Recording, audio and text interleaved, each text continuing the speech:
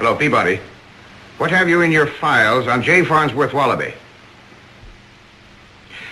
Send Wolfinger in here immediately. Then get the data out of his files.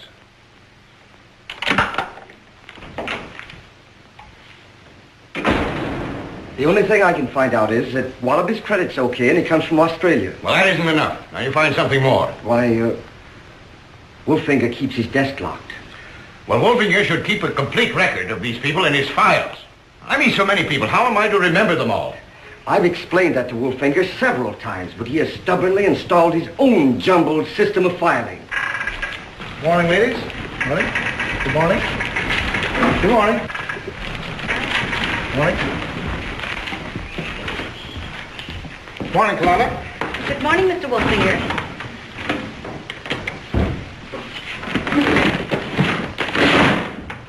Let's see. Hello? I want the complete record of J. Farnsworth Wallaby right away. Thank you, Mr. Malloy. I'll be right over. Thank you.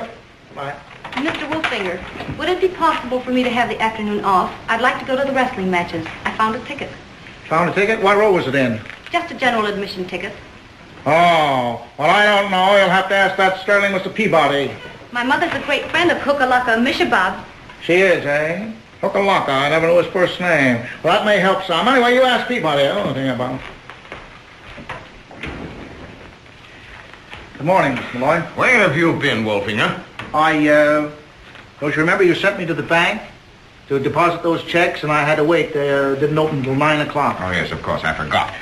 Now, what do you know about J. Farnsworth Wallaby? J. Farnsworth Wallaby. Miss Dixon, take this down for reference, please. Yes, sir. J. Farnsworth Wallaby. He's an Australian sheepman. Came here about 6 years ago and bought $8,000 worth of woolen goods to take back to Australia.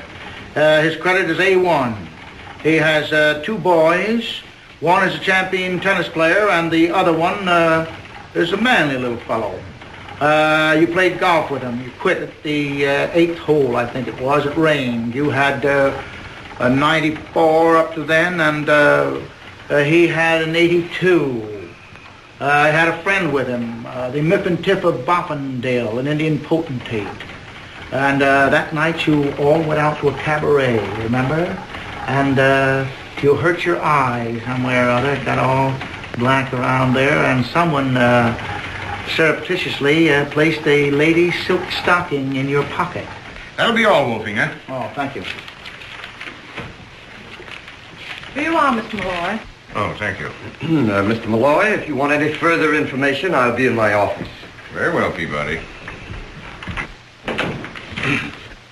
Well, well, well, bless my heart if this isn't a sight for sore eyes. Well, how are you, Mr. Mallow?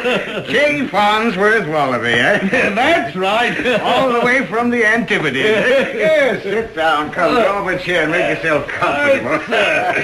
Here, have a cigar. Oh, thanks. Well, well, well. This certainly is a pleasant surprise. Yes, sir, oh, by the way, how are those wonderful sons of yours?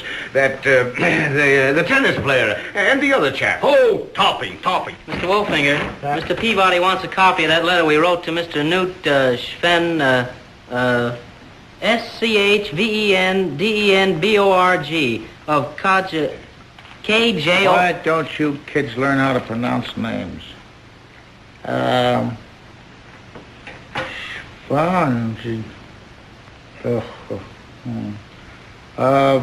Kajabin.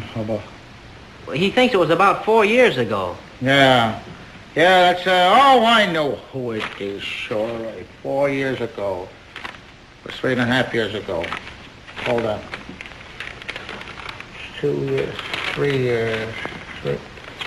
What is that doing in there? Belongs over there. That thing's all misplaced around here. There it is, 4 years ago. 3.5 years ago, to be correct. Tell him that, will you?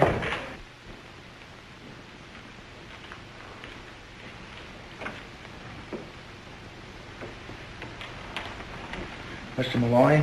Yes? Would I be imposing on your good nature if I ask for the afternoon off? What for?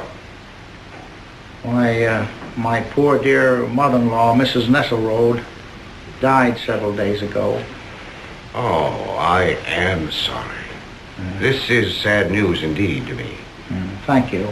We're burying her today, and I'd like to get the afternoon off to go to her funeral. Why, of course. Well, you haven't had a day off in 25 years. No, sir. Well, that's quite all right. Oh, what did the dear old lady die of? Who? Well, your mother-in-law, Mrs. Nesselrode. What was the complaint? Oh, there wasn't any complaint.